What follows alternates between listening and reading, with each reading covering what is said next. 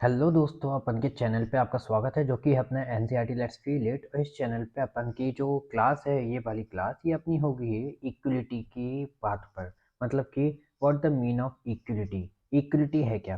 पहले ही आपको बता दूँ, ये क्लास 11 का एनसीईआरटी सेशन अपन चला रहे हैं जो कि पॉलिटिकल साइंस है। शॉर्ट में मैं आपको शॉर्ट वीडियोस के तरफ से मतलब एक आइडिया, एक कॉन्सेप्ट आपके दिमाग में क्रिएट करने के लिए मैं ये वीडियोस बना रहा हूँ। स्पेशली इक्वलिटी मीन क्या है, इक्वलिटी से हम क्या समझते हैं? क्या इक्वलिटी का मतलब सबको समान अधिकार देना है, या फिर इक्वलिटी का मतलब है कि जो पीछे के लोग हैं, जो पीछे रह गए हैं, उनको आगे लाएं? क्या मतलब है इक्वलिटी का? एक सिंपल मीन अगर हम जानना चाहें, क्या हम इक्वलिटी से समझते हैं? क्या लिबर्टी, इक्वलिटी और equally both are the same, और they are different to each other? What the matter that we can say we are equal if we are use a diplomatic theory, then we are seeing that these words are uh, different to each other. Like equally मतलब सबको समान बनाना, equality मतलब सबको समान, मतलब पहले equally का मतलब सबको समान अधिकार देना, और इक्विलिटी मतलब सबको समान बनाना। और एक लिबरेशन मतलब कि लिबर्टी मतलब सबको फ्री छोड़ देना कि कुछ भी करो। Absence of constraint are known as liberty. तो इस तरह की बात हम देखते हैं। हम अलग अलग पॉइंट ऑफ व्यू से, अलग अलग सोच से हम इन वर्ड्स को डिफाइन करते हैं। लाइक हम डिप्लोमेटिक सोच से, जो मैंने अभी आपको कहा, हम ये बात कहेंगे इन 3 वर्ड्स की। अगर हम एक पॉलिटिकल सोच से हटकर एक सोसाइटी के रूप में देखें, तो हम इनको कहेंगे कि हमें आज़ादी है कुछ भी करने का, कुछ भी करने की। तो ये तीनों वर्ड्स हमारे लिए सेम बन जाएंगे। तो इस तरह की बातें हम नॉर्मली देखते हैं इक्विलिटी पर। if we need if we want to understand the topic, then we are try to understand the root of this topic। हमें इसकी जड़ तक देखनी पड़ेगी, क्योंकि नॉर्मली ये जो टॉपिक है, ये हमको कई सारे वर्ड्स को अच्छे से समझने वाला बनाएगा।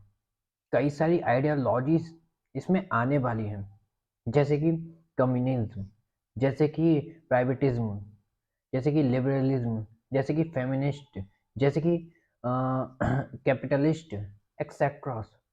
These all ideologies which are introduced by individuals are coming in the lecture।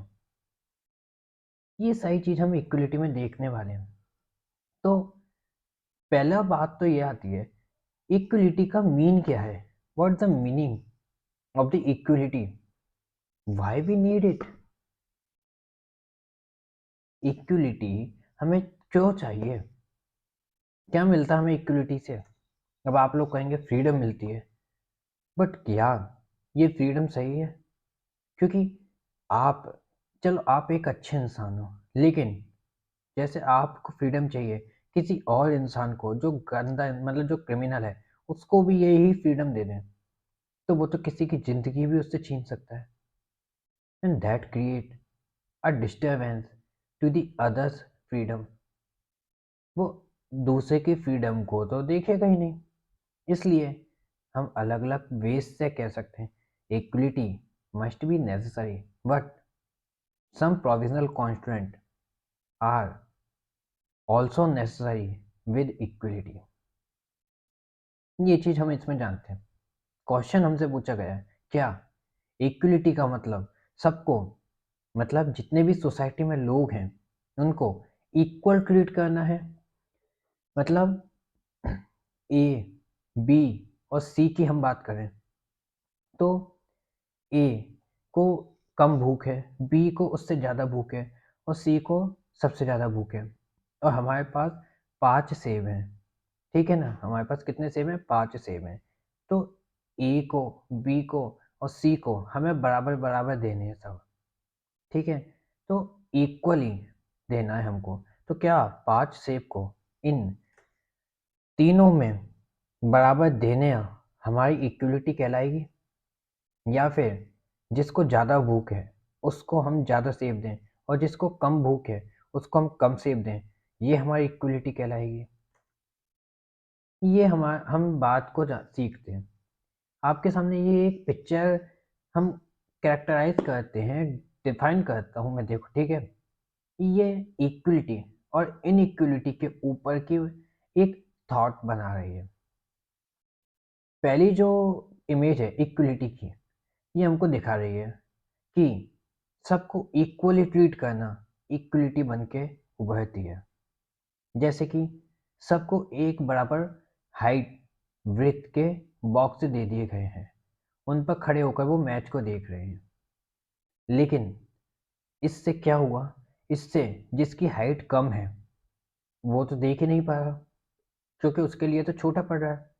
और जिसकी हाइट सही है, जो बिना बॉक्स के भी देख सकता है, वो आराम से देख रहा है, बिकॉज ही इज टॉल।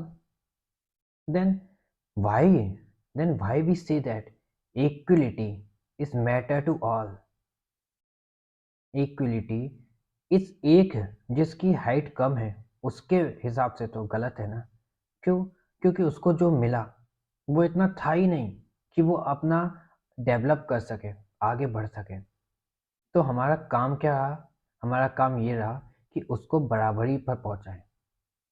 तो इसलिए सेकंड इमेज हमें दिखाती है इक्विटी, जिसमें हमने सबसे बड़े मतलब जो टॉल इंसान है उसकी बॉक्स को छीन कर सबसे छोटे इंसान के बॉक्स के ऊपर रख दिया, जिससे कि सबसे छोटा इंसान भी मैच को देखने लायक बन गया और इजीली से सब मैच को देख पा रहे हैं।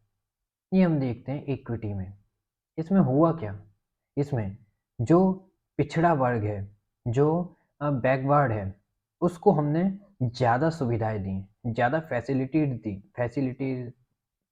दी। In this case we see that all the person all the members are made are able to develop themselves। ये चीज हम देखते हैं इक्विटी में। बट एक और सिचुएशन हमारे सामने आती है, that situation said to remove all the constraints, to remove all the constraints, all the hurdles. मतलब सीधी सी बात यह है कि आपके सामने जो परेशानी है उन सबको हटा दो। ये चीज हम इसमें देखते हैं और इससे हम समझते हैं कि इक्विटी और लिबरेशन क्या है। पहले हम देख लेते हैं कि हम इस चैप्टर में पढ़ने के वाले हैं। ये मैंने आपको कुछ एक नॉलेज दी है, एक थोड़ी सी आपके दिमाग में एक क्यूरियोसिटी बनाने के लिए, एक माइंडसेट बनाने के लिए आपको थोड़ा बहुत बताया कि क्या देश में इक्वली सबको ट्रीट करना इक्वलिटी कहलाई जाएगी, या फिर दोज या फिर give some special facility to those who are backward because of some old conditions, like we are know that हमारे भारत में 4 वर्ग को माना जाता था, ब्राह्मण, क्षत्रिय, वैश्य और शूद्र। उसी वजह से शूद्र सबसे नीची कैटेगरी का माना जाता था, जिस वजह से उनको पढ़ने का अधिकार नहीं था। he hadn't the right he hadn't the right to study, to educate themselves. That's why they are not capable to develop themselves।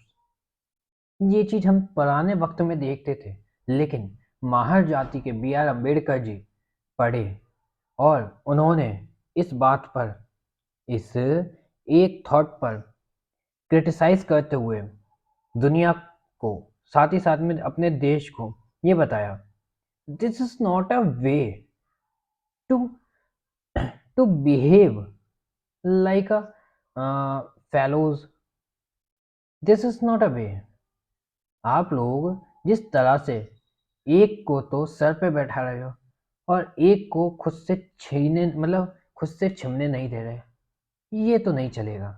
Bharat को हम माँ मानते हैं और माँ के लिए सब समान होने चाहिए। और समान का मतलब है माँ, जो भारत माँ है वो अपने सबसे कमज़ोर बच्चे को, कमज़ोर बच्चे पे ज़्यादा ध्यान दें, और जो अपने में कैपेबल है उस बच्चे पे कम ध्यान दें। इस तरह की बात बी आर अम्बेडकर जी हमारे सामने रखते हैं कई सारे एग्जाम्पल्स के थ्रू। जो ये भारत माँ वाला एग्जाम्पल है ये मैंने आपको दिया है जिससे कि आपके माइंड में एक थॉट पैदा हो सके। अब हम देखते हैं एक बार कि हम चैप्टर में पढ़ने क्या वाले हैं।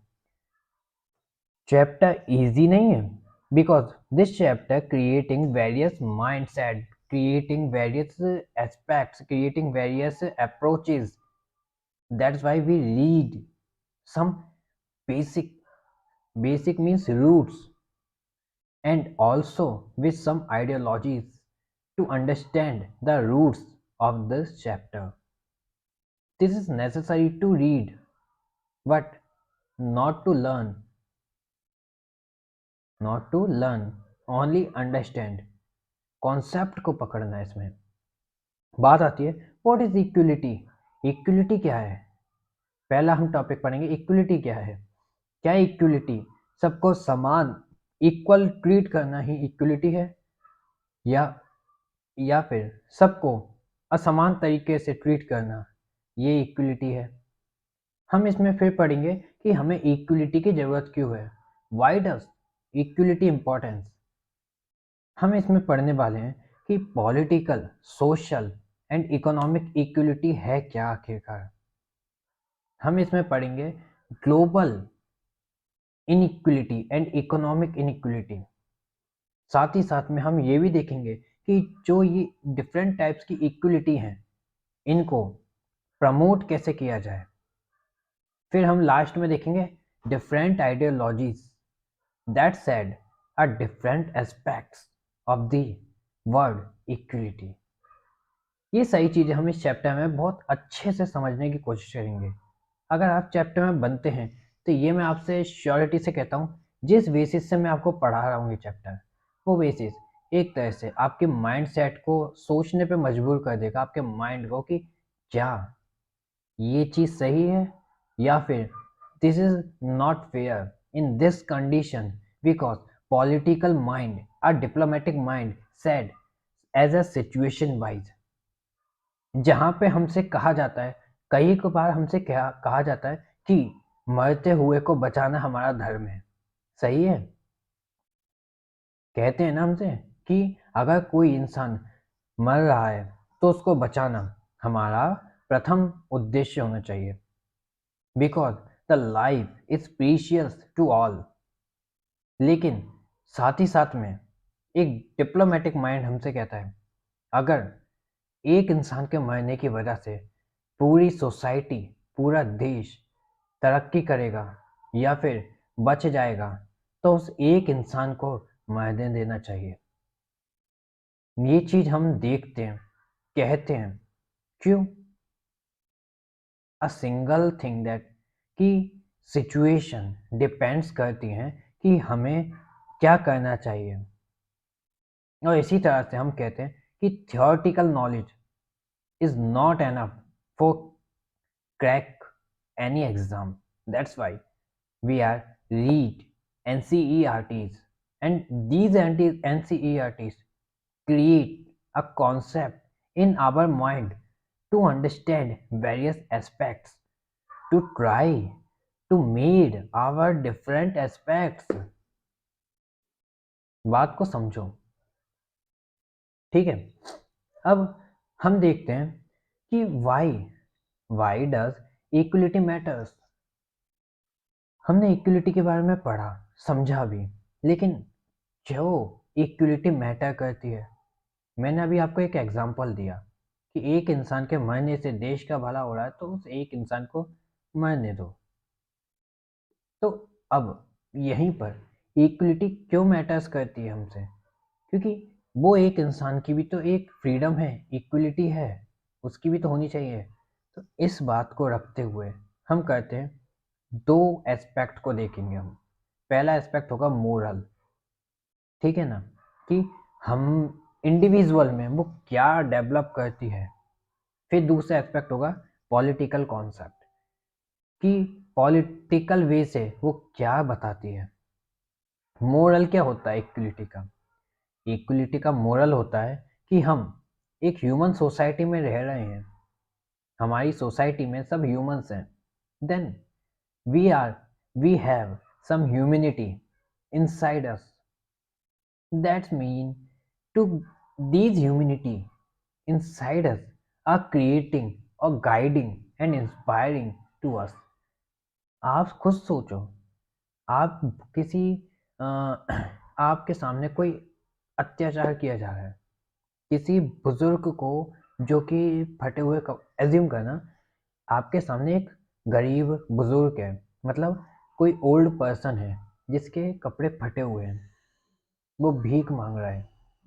उस वक्त उसे कोई आकर मतलब मारे, तो क्या आप उसमें कुछ करेंगे? सॉरी यार, ऐसी सिचुएशन सोच मतलब बोलने से ही मेरे को सोचना हो जाता है। तो आप भी सोचिए एक बार, तो क्या आपकी ह्यूमैनिटी वहाँ पे नहीं जागेगी?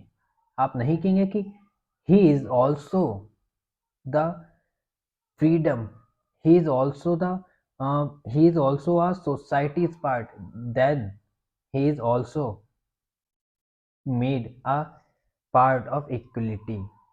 वो भी इक्वलिटी को मतलब इक्वलिटी की पावर को एज्यूम कर सकता है, वो भी इक्वल है हमारी सोसाइटी में। दैट मीन हमको ह्यूमैनिटी हमारी जागेगी इक्वलिटी की वजह से।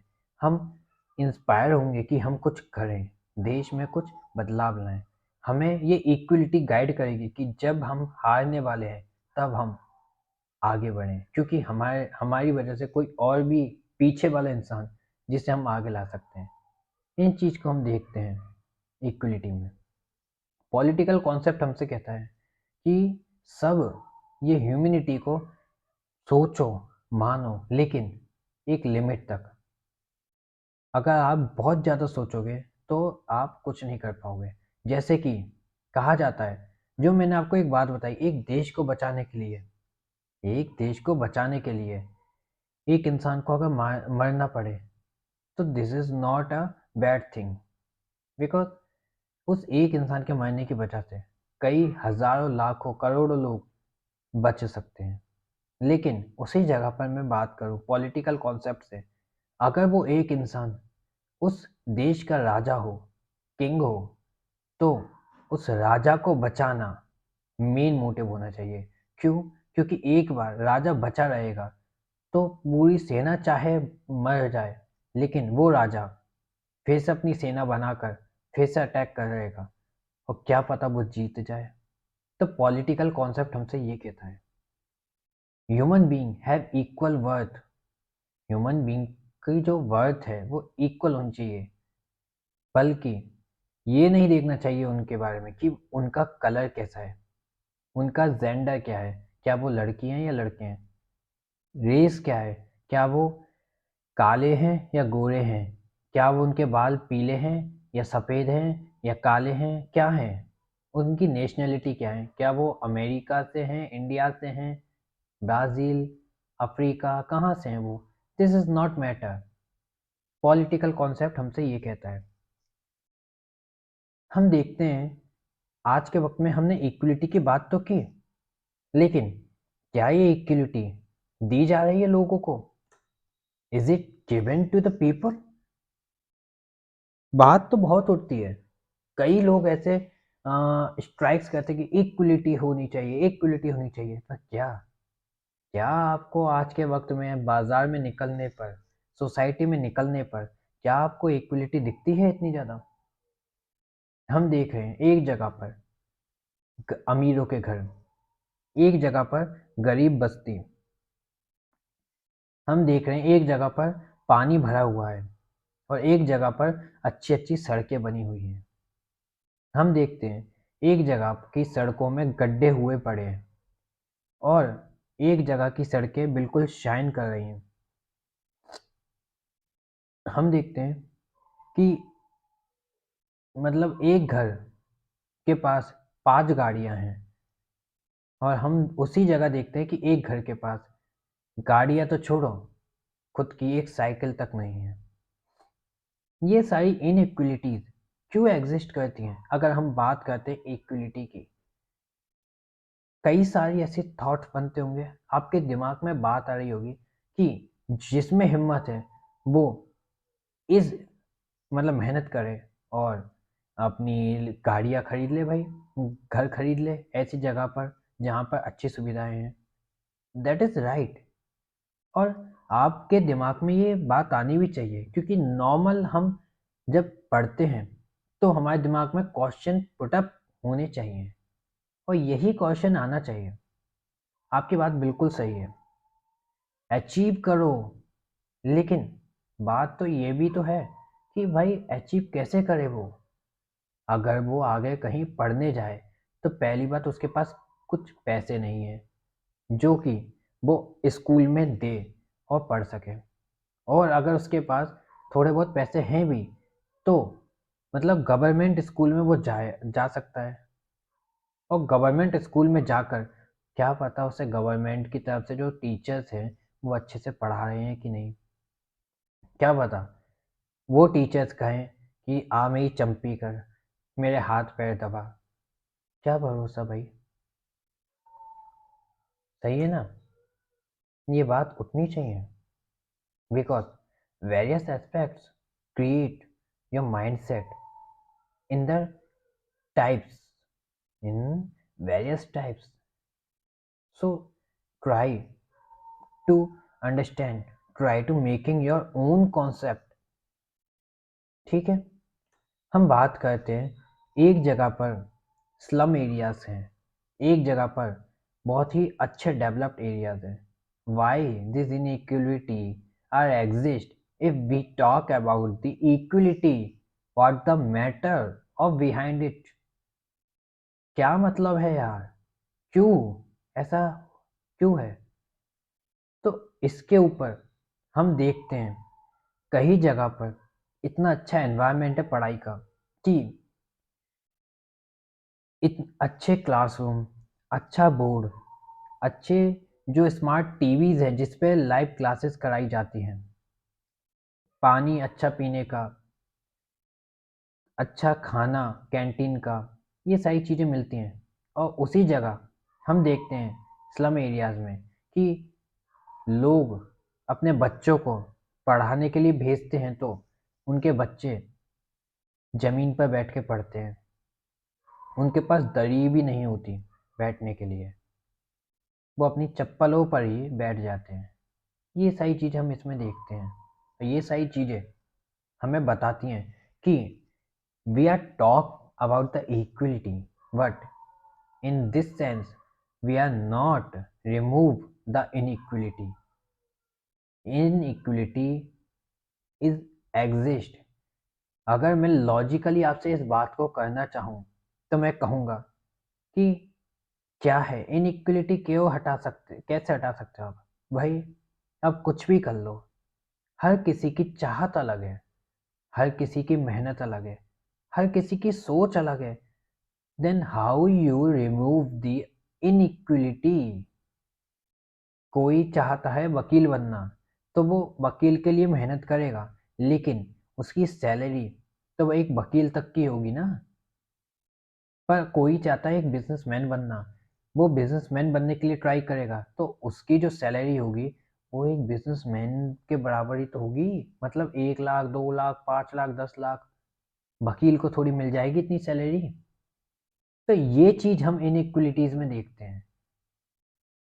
जब हम बात करते हैं इनइक्वलिटी की, मैंने हर बार आपसे कहा है we have two sides of a coin, one is positive, another one is negative. Then why we said that we only want positive? If you want positive, then negative is also comes for you. ये बात हम देखते हैं, इन बात से हमें पता चलता है कि अगर इक्वलिटी है, अगर इक्वलिटी है तो इनइक्वलिटी भी है, और इससे हम मुंह नहीं फेर सकते। हमें कंडीशंस पे चलना पड़ेगा और उन कंडीशन को अपने फेवरेबल बनाना पड़ेगा। हम बात करते हैं फ्रेंच रिवॉल्यूशन की, जहाँ पर सबसे पहले ये इनइक्वलिटी के ऊपर चर्चा हुई थी। Why? Because we are seen that three type of states are made in was made in French Revolution, and these create inequality. Why? Because the first state, clergy, second state, nobility, are not paying the tax, but the third state paying the whole tax for the country. These thoughts, these talks we lead in French Revolution. मैंने 9th की French revolution आपको अच्छे से पढ़ाई है, आप देखना चाहें तो देख सकते हैं। ये सही थॉट हमारे दिमाग में आते हैं। अभी अपन इस चैप्टर को आगे अगले पार्ट में पढ़ते हैं। अभी के लिए bye bye, good night, take care. Video आपको अच्छा लगा हो तो लाइक शेयर सब्सक्राइब में कमी नहीं रखिएगा।